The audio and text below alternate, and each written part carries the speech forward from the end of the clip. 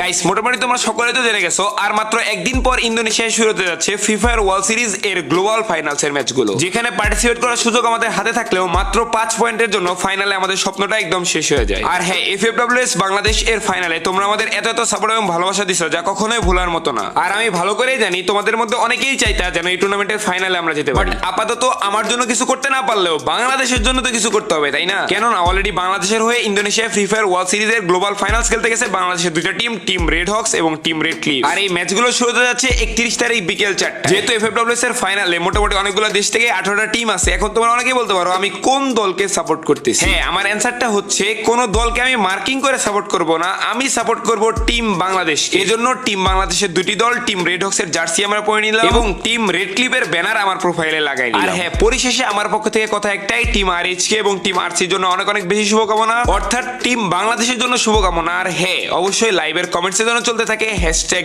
গর্জে ওঠো বাংলাদেশ।